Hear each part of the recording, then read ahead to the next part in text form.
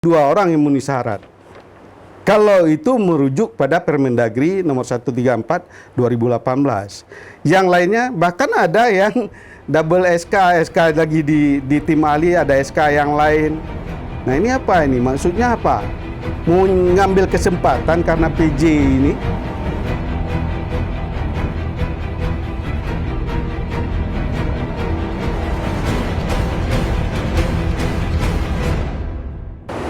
Assalamualaikum warahmatullahi wabarakatuh. Kembali lagi dengan saya Siti Aminah di channel PTM, tepatnya di episode ke-100 tahun kedua, edisi Kamis 4 Agustus 2022. Sudah 100 episode ya pemirsa PTM. PTM menemani rekan memandung. Terima kasih atas like, share, and subscribe-nya, dan tetap setia terus untuk menonton channel PTM. Kali ini kita akan membahas tentang soal ya, setelah dilantik pada 6 Juli 2022 Majen Purnawirawan Ahmad Marzuki sebagai PJ Gubernur Aceh. Isu yang beredar di tengah masyarakat kita hari ini, PJ Gubernur Aceh membentuk tim ahli. Pertanyaannya adalah, seberapa urgensikah dibentuknya tim ahli PJ Gubernur Aceh? Kali ini kita akan mengangkat tema tentang tim kerja PJ Gubernur membebani APBA bersama narasumber kita Dr. Taufik Ar-Rahim SE MSI. Beliau adalah pengamat ekonomi. Assalamualaikum Pak Taufik. Waalaikumsalam warahmatullahi wabarakatuh. Apa kabarnya nih Pak? Alhamdulillah. Wah, ini semakin menarik ya, ini sudah hampir satu bulan ini PJ Gubernur dilantik atau bekerja lah menjadi Gubernur Aceh. Ini isu soal tim ahli PJ ini seperti apa nih Pak Taufik? Terima kasih. Persoalan hari ini adalah Aceh ini dalam persoalan yang sangat krusial. Artinya banyak persoalan Aceh yang sampai dengan hari ini tidak selesai. Jadi termasuk ya ada gelar Aceh sebagai provinsi termiskin di Sumatera dan nomor 6 secara nasional. Dan ternyata persoalan kemiskinan hari ini juga belum selesai. Persoalan kemiskinan nanti punya derivasi terhadap persoalan pengangguran, persoalan pendapatan. Artinya pendapatan rata-rata masyarakat Aceh itu masih belum menuju taraf kesejahteraan. Saya pikir berkenaan dengan tim ahli itu ada aturannya sebenarnya. Ada Permendagri nomor 134 tahun 2018. Di bab 2 pasal 4 itu menyatakan bahwa tim ahli itu berasal dari pegawai negeri sipil.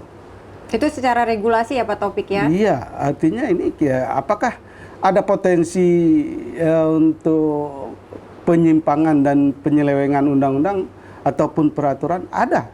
Sama juga sebelumnya kan pada periode yang lalu ada Pensus. Mungkin tidak dikasih nama tim ahli. Itu bab 2 pasal 4 itu harus berasal dari pegawai negeri sipil. Hari ini yang di tim ahli yang beredar di media itu cuma 2 yang PNS jabatan pratama tinggi. Artinya secara kepangkatan itu sudah dia golongan 4C, 4D atau 4A. Jadi seharusnya hal-hal seperti ini harus menjadi perhatian PJ Gubernur. Beliau hari ini sudah masuk dalam area politik. Jadi jangan menjadi absolutely state of art. Jadi jangan seolah-olah bisa dilakukan secara semena-mena. Artinya harus sesuai dengan regulasi dan peraturan dalam penunjukan tim ahli PJ ya Pak Taufik. Iya, beliau harus tahu beliau sudah masuk dalam dunia politik. Beliau sudah masuk dalam dunia sipil. Bukan lagi di militer. Apa yang beliau katakan itu harus dipatuhi. Hari ini beliau sudah masuk dalam dunia sipil. Apalagi menjadi PJ Gubernur Aceh yang punya banyak masalah yang harus dia selesaikan. Apakah harus ada tim ahli? Ini yang jadi tanda tanya. Apa tidak cukup? Di situ kan staf dia itu mulai secara birokrasi pemerintahan ASN. Kalau kerja-kerja teknis itu kan harus dilakukan oleh kepala dinas atau kementerian atau SKPA, Satuan Kerja Pemerintahan Aceh. Nah, kalau yang berkaitan dengan kerja-kerja di sekretariat gubernur itu kan ada penanggung jawabnya Sekda. Demikian juga kalau tingkat kabupaten kota kan ada bupati dan wali kota yang punya juga ASN di bawahnya. Ini tanggung jawab negara, bukan tanggung jawab sesuka hati kita. Dan itu nanti akan jadi beban anggaran belanja pemerintah Aceh.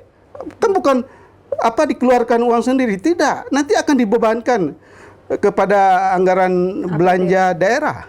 Oke, tapi pemirsa Parten, seperti kita ketahui ya, secara kepemimpinan dan administrasi kinerja PJ Gubernur didukung dan dibantu oleh Sekda Aceh, para asisten, biro-biro, kepala dinas dan satuan kerja pemerintah Aceh dan seluruh birokrasi dan juga ASN di bawah koordinasi pemerintah Aceh. Ini ada didukung dan dibantu oleh SKPA Aceh, Pak Taufik. Seberapa urgensinya dibentuk tim ahli lagi nih, Pak Taufik?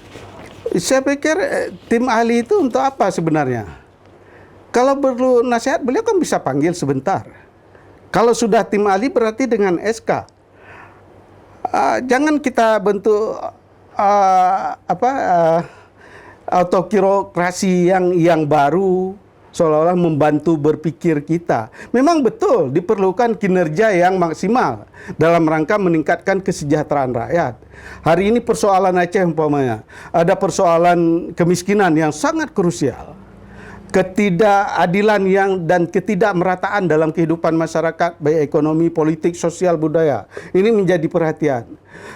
Selanjutnya juga ada episode atau drama korupsi periode yang lalu. Tidak ada penegakan hukum. Apakah bisa diselesaikan oleh PJ Gubernur untuk segera menyelesaikan atau melakukan penegakan hukum di tengah ketidakpercayaan rakyat Aceh dan masyarakat hari ini? Demikian juga persoalan proyek multi-years, persoalan dana refocusing, yang hari ini jadi catatan-catatan penting rakyat, ingin dilihat apakah semua kegiatan-kegiatan ini mampu diatasi oleh gubernur. Karena persoalan yang merupakan dampak daripada COVID selama 2 tahun yang lalu, dan hari ini katanya meningkat lagi, itu kan ada dampak anggaran. Penyimpangan anggaran refocusing itu sangat besar. Dan tidak ada penegakan hukum di situ. Demikian juga mungkin ada diangkat lagi beasiswa, yang persoalan beasiswa yang jadi korban adalah mahasiswa, bukan yang mengambil uang, agen-agen dan broker itu. Demikian juga mafia proyek, di proyek anggaran pendapatan belanja Aceh itu masih sangat merajalela hari ini, tidak pernah diatasi. Nah, ini banyak persoalan yang harus diatasi oleh PJ Gubernur. Tapi kalau dia ternyata membuat persoalan baru dengan... Apakah tim ahli ini persoalan baru? Persoalan baru. Kalau kata Shoemaker itu bahwa berdasarkan modus logika berpikir, berdasarkan modus ada temuan persoalan baru, dan ini harus diselesaikan dengan bahasa sains, harus diminimalisir dan diselesaikan persoalan ini dengan bahasa sains. Nah, demikian juga kalau saya pikir PJ Gubernur harus paham, meskipun itu adalah istilah dari politik klasik ya, Vox Populi, Vox Dei. Suara rakyat adalah suara Tuhan. Itu kan yang klasik yang dikemukakan oleh Plato, dan harus dipahami. Hari ini rakyat tidak harus semua mendengar perintah dia, tapi beliau juga harus mendengar kata rakyat. Jadi kalau hal-hal seperti ini tidak merasa setara dengan rakyat. Jane Bodin itu mengatakan bahwa kekuasaan politik itu pada rakyat dan penguasa itu setara, karena ada pengakuan hak asasi manusia. Demikian juga secara umum pemahaman kekuasaan politik dan kedaulatan politik itu ada pada rakyat. Ini harus dihargai. Ini demokrasi politik modern. Meskipun hari ini kita gagal melaksanakan demokrasi politik tahun 2022. Elit di Aceh tidak peduli. Elit partai Aceh, baik nasional maupun lokal, tidak peduli hal itu. Eksekutif, legislatif membiarkan hal itu. Oke, Pak Taufik, soal tim ahli PJ ini, apakah ini menunjukkan bahwa Pak Marzuki tidak percaya kepada SKPA Aceh? Itu menunjukkan bahwa dia tidak punya kompetensi, bukan tidak percaya kepada SKPA. Ini kan leadership dia yang dituntut di sini. Mampu dia tidak mengatur SKPA untuk bekerja secara maksimal karena dia adalah pemimpin Aceh hari ini. Meskipun statusnya PJ. Status PJ itu tidak strategis, tidak bisa menentukan, termasuk ada penempatan SKPA yang sudah merupakan titipan di tempat tertentu, dan dia tidak bisa merubah secara frontal kan, tidak bisa sembarangan merubah menggantikan SKPA karena jabatan dia adalah PJ. Maka ada titipan-titipan kepala-kepala SKPA dinas diganti sebelum pelantikan PJ gubernur. Ini adalah ya ada potensi untuk penyimpangan di masa lalu masih dipelihara pada yang akan datang, dan hari ini ada SKPA yang kantornya disegel. Itu harus dipatuhi dan harus dipahami oleh PJ gubernur. Artinya rakyat sudah distrust dengan pemerintah Aceh. Rakyat sudah distrust dengan elit politik. Jangan sampai rakyat itu distrust kepada PJ gubernur. Ini bahaya sekali. Karena kalaupun dia paksakan dan tidak mau mendengar suara rakyat, tidak mendengar masukan-masukan dari rakyat, dia nanti akan kewalahan sendiri. Apalagi mengatur birokrasi ini, siapapun tahu birokrasi di negara ini sudah sangat bobrok, korup, banyak penyimpangan, sesuka hati, apa maunya. Ya, dia ada mengurus kepentingan kelompok, mempergaya diri. Sudah bahasa pasarannya sudah sangat rakus terhadap jabatan dan kekuasaan serta uang yang ada dalam APBA. Apalagi kan katanya uang otsus lagi. Hari ini uang otsus sudah 98 triliun, hampir 100 triliun, tapi kondisi masyarakat Aceh masih miskin. Ini kan harus jadi perhatian PJ Gubernur. Dan dia harus merubah sikap, dia harus paham karakter budaya orang Aceh. Nggak bisa dia paksakan. Dari dulu Aceh itu egalitarian, sangat demokratis. Meskipun orang Aceh mungkin kepalanya sudah dikuasai, rajanya dikuasai, pemimpinnya sudah dikuasai, tapi yang di bawah tetap melawan. Begitu juga hari ini kan beberapa pemimpin partai politik, orang-orang Aceh, elit Aceh sudah dikuasai oleh PJ Gubernur, tapi rakyat belum tentu mampu dia kuasai. Baik, Pak Taufik, ini kita pemirsa PTM hanya sekedar informasi ya. Ini tim kerja PJ Gubernur Aceh yang beredar di media, dan ini SK-nya belum resmi ya disahkan.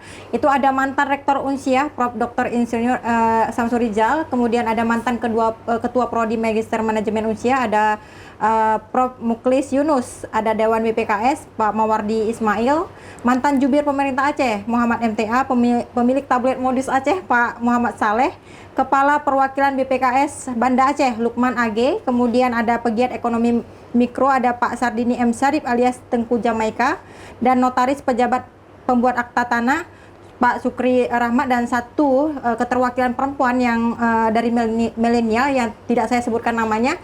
Dari ke-9 ini Pak Taufik, apakah ini sudah memenuhi syarat regulasi Permendagri nomor 134 tahun 2018 tentang tim ahli? Saya pikir cuma 2 orang ya. 2 orang? 2 orang itu. Yang mantan rektor dengan mantan ketua prodi. Saya nggak mengurus urusan pribadi. Persoalannya 2 orang yang memenuhi syarat. Kalau itu merujuk pada Permendagri nomor 134 2018. Yang lainnya bahkan ada yang double SK lagi di tim ahli, ada SK yang lain. Nah ini apa ini? Maksudnya apa? Mau ngambil kesempatan karena PJ ini untuk memperbanyak pendapatan, menambah pundi-pundi? Artinya tidak sesuai dengan Permendagri, Pak Marjuki sebagai PJ Gubernur Aceh ini menyalahkan semena-mena nih, atau tidak berwenang untuk membentuk tim ahli karena tidak sesuai regulasi nih Pak Taufik? Saya pikir beliau apakah sudah menandatangani, sudah mengedarkan atau belum? Nama itu kan baru beredar. Ya, apakah SK-nya sudah ada atau hanya sekedar isu? Kalau masih sekedar isu belum di SK-kan, saya pikir ya PJ Gubernur harus hati-hati terhadap persoalan ini. Apa dampaknya Pak Taufik ketika memang yang bukan dari PNS atau ASN itu dibentuk sebagai tim ahli? Ada penyimpangan penggunaan anggaran kan? Jadi ada uang yang masuk dalam anggaran pendapatan belanja Aceh itu diberikan pada orang yang secara ketentuan hukum mungkin tidak berhak menerimanya. Atau dia mungkin bentuk namanya nama lain, ya itu terserah. Dulu juga yang namanya Pensus itu juga terjadi penyimpangan ketentuan dan perundang-undangan. Nah, kalau ini tetap dipaksakan, saya pikir apa artinya SKPA, kepala-kepala biro, sekda itu untuk apa? Ganti saja dengan mereka. Kan nggak ada artinya. Nah, itulah yang... Sementara mereka itu sudah terima gaji jelas, aturannya jelas, mereka harus bekerja jelas. Nah, itu yang saya katakan tadi, Pak Taufik, apakah pembentukan tim ahli ini membuktikan bahwa Pak Marzuki tidak percaya kepada seluruh SKPA di Aceh ini, atau seperti apa? Karena ada dua tim. Karena kita tahu tim pendukung dan tim bantu itu kan emang orang-orang biro, orang sekda, dan seluruh SKPA. Ya, beliau secara orang yang pernah punya pengalaman bagian dari pemerintahan, meskipun statusnya di TNI, kan beliau lebih tahu dan lebih bisa mengatur orang yang jelas-jelas adalah orang yang mendapatkan amanat undang-undang daripada yang ini ditambah.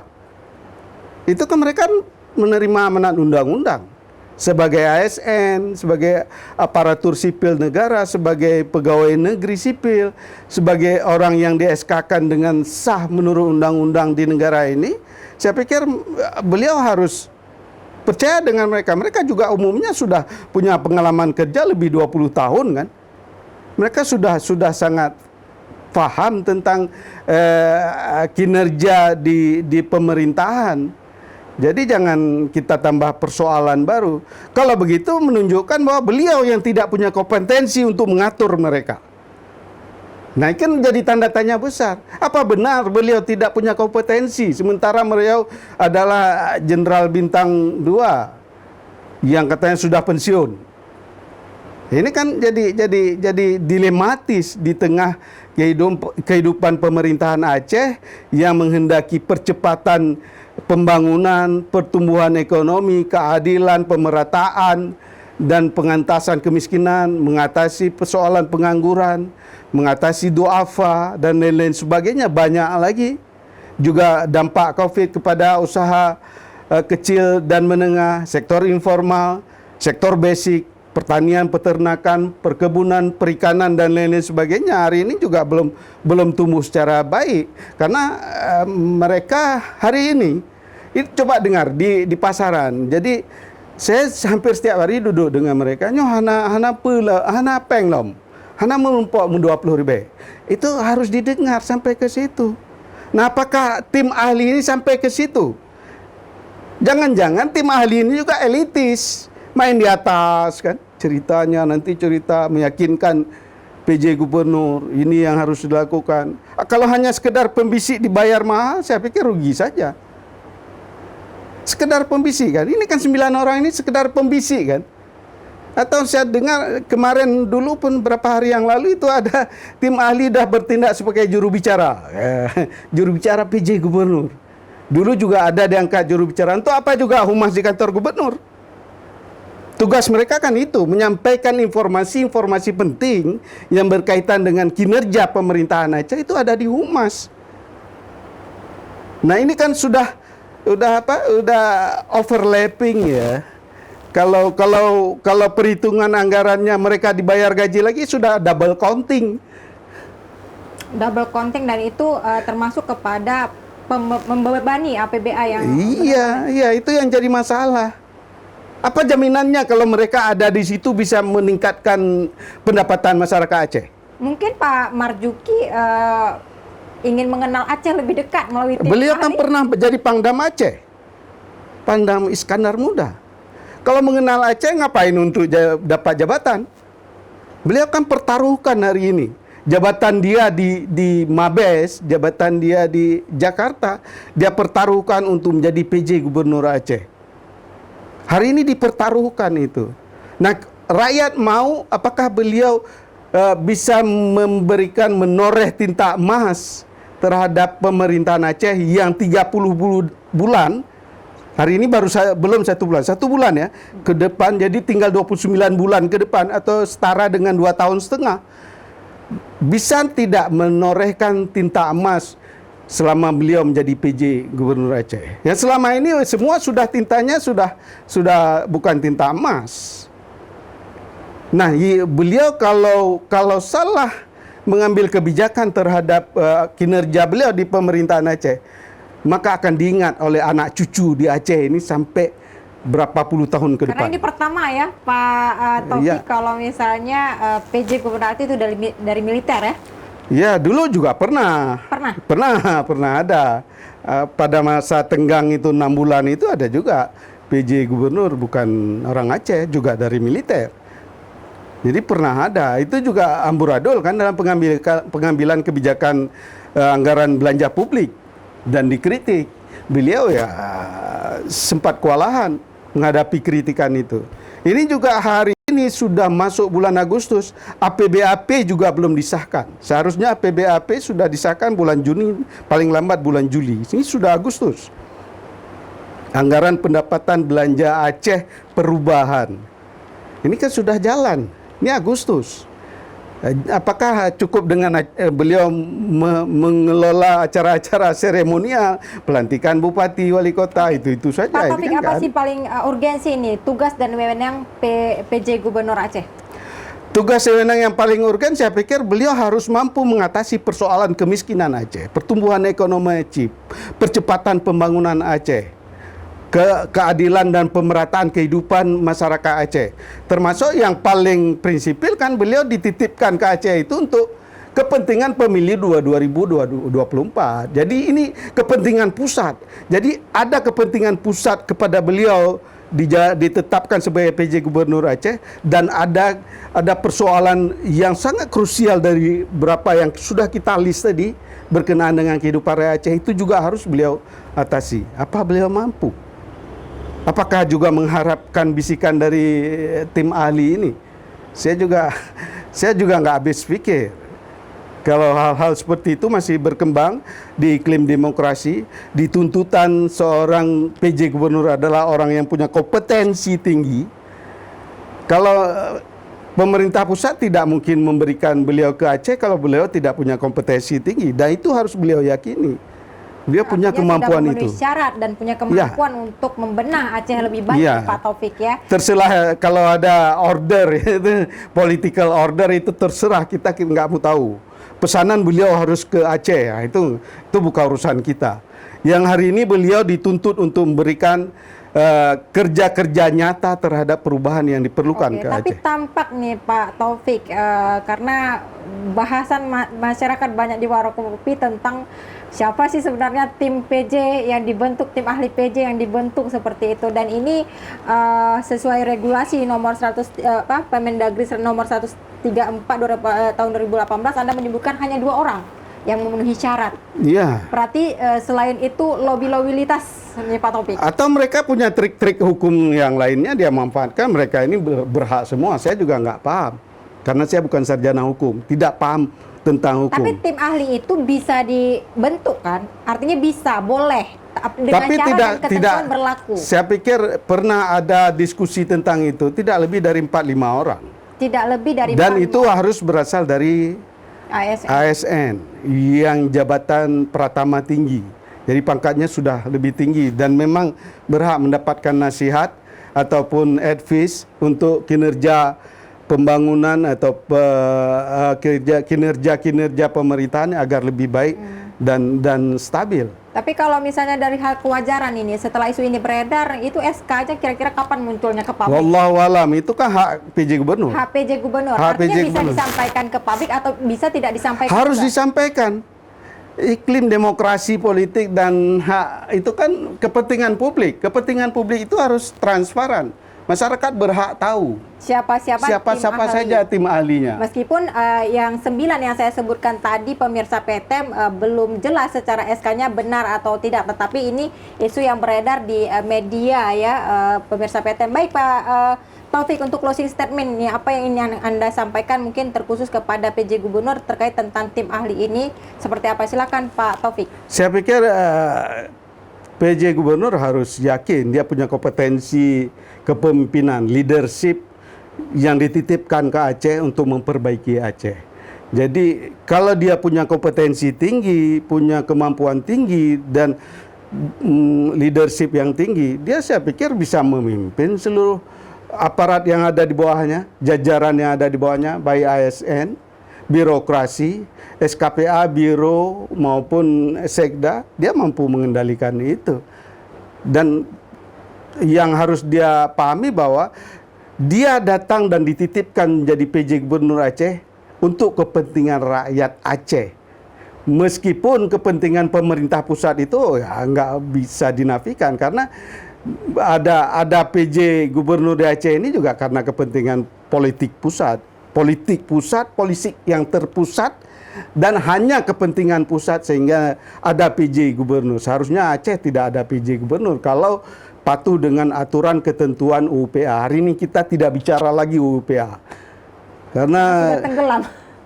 nggak tahu siapa itu terlalu mudah dikangkangi dan dilangkahi. Bisa jadi nanti juga kalau salah-salah langkah PJ Gubernur juga bisa melakukan pengangkangan sebagai berbagai aturan ketentuan dan undang-undang, dan ini berpotensi untuk dilanggar. Nah, kalau potensi untuk dilanggar, saya pikir tantangan bagi PJ Gubernur, kita nggak terlalu berharap banyak. Ini hanya saran kita, patuhlah pada aturan dan ketentuan undang-undang. Demikian juga patuhlah dengan Vox Populi, Vox Dei itu. Jadi suara rakyat, suara Tuhan itu. Meskipun itu hanya penyampaian filsafat dari politik, pemahaman politik klasik ya. Oke, artinya jadi pemimpin tidak melewati batas ya, artinya harus sesuai dengan regulasi atau mematuhi undang-undang. Iya, dengarlah suara rakyat Aceh. Dengarlah suara rakyat Aceh ya, insya Allah mungkin tidak representasi pada 9 orang itu suara rakyat Aceh. Jadi, nggak ada representasinya. Kalau perlu ya dengar suara DPRA kan, itu kan sebagai lembaga legislatif yang mempunyai 3 fungsi: legislasi, pengawasan, dan penganggaran. Oke, baik, terima kasih Pak Taufik atas waktunya. Baik pemirsa PTM, tentunya kita berharap ya kepada PJ Gubernur Aceh untuk bisa ya lebih aktif ataupun lebih bisa merubah Aceh lebih baik ke depannya. Jangan lupa tonton terus channel PTM di setiap hari Senin dan Kamis pukul 10 pagi, dan jangan lupa tekan lonceng untuk mendapatkan informasi terbaru terkait tentang isu-isu politik, ekonomi, dan yang lainnya. Saya Siti Aminah mohon undur diri. Assalamualaikum warahmatullahi wabarakatuh. Waalaikumsalam.